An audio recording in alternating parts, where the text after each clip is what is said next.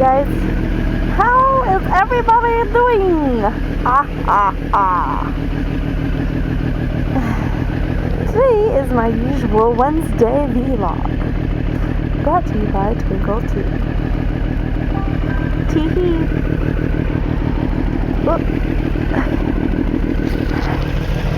People blowing up my phone today. I got a hair right in the helmet of this thing. Oh, did I shut that in? Oh, no, it feels like I did. There's a hair that go on my face. Gotta get it. It's gonna drive me crazy if I don't get it. Can't see it. Oh, there's it at. There we go. Dog fur. Dog fur.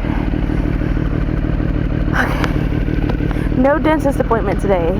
Thank goodness.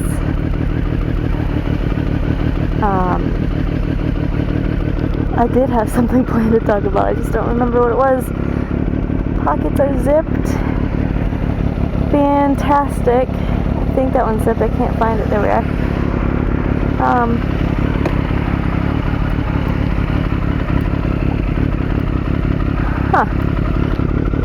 Oh shit. Okay, I'm good. Almost slipped on a rock.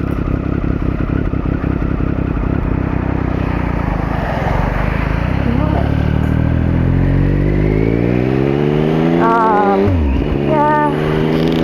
No appointment today. I just gotta go into work to drop something off.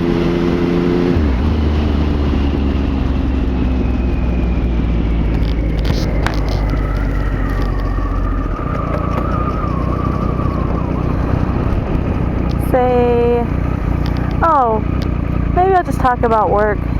Not like work, but being a vet tech.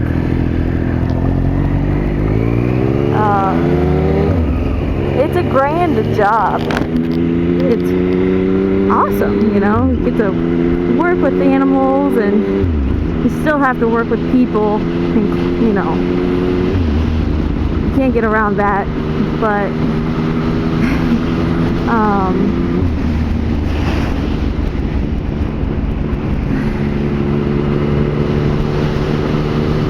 it feels good most days to work with the animals and help them, and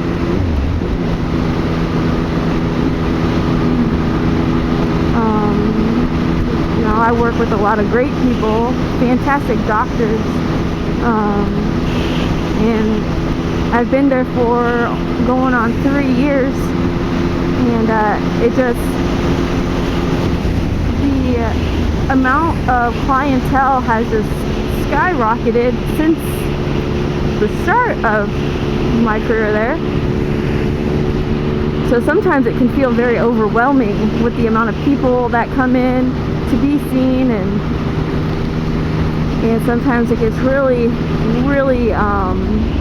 stressful when we have more than 2 or 3 animals in one room at a time. Just because our rooms are so small and there's not enough room.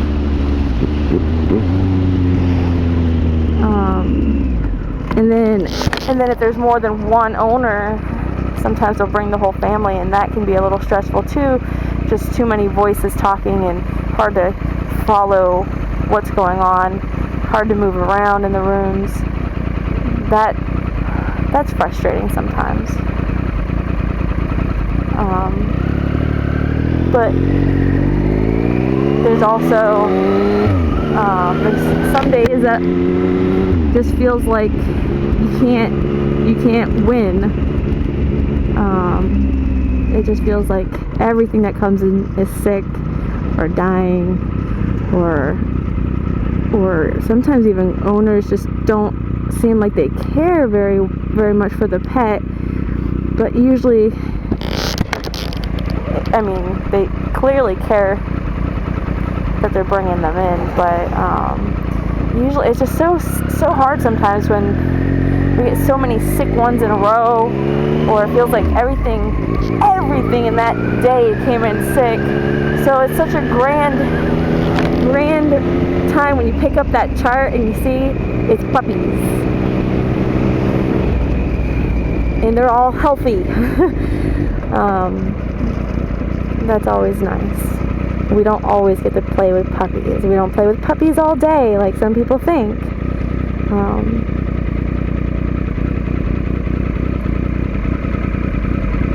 But the basic thing that I do every day is we start off with surgeries.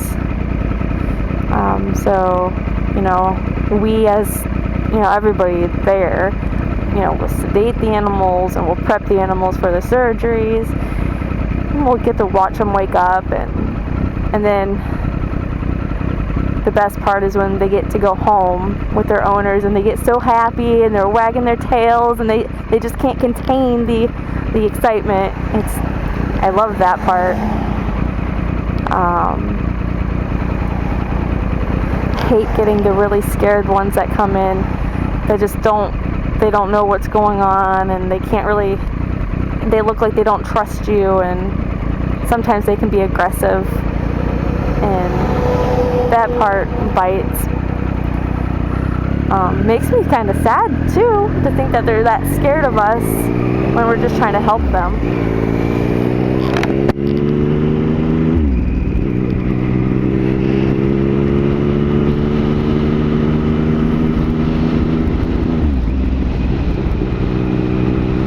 And then, after surgery's done, we see rooms. We have 3 rooms, and we'll see clients all morning till about lunchtime, 1 o'clock. And sometimes, the bin will be loaded of charts. But sometimes we'll get one case that will be in for an hour while the other 2 rooms are hopping. Or sometimes every room just keeps cycling through. We get done what we need to get done, and that's usually like just simple stuff.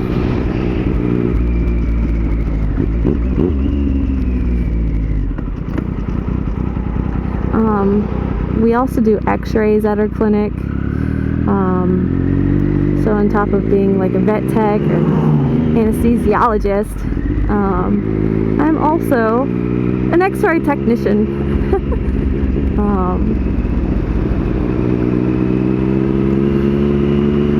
So that's exciting too.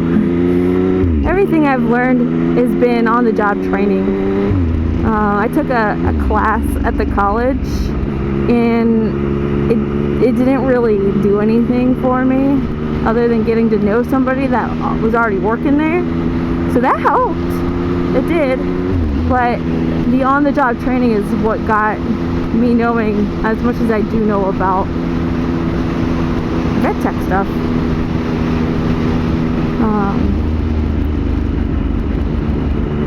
So that's other techs training me, other doctors training me, which is pretty awesome.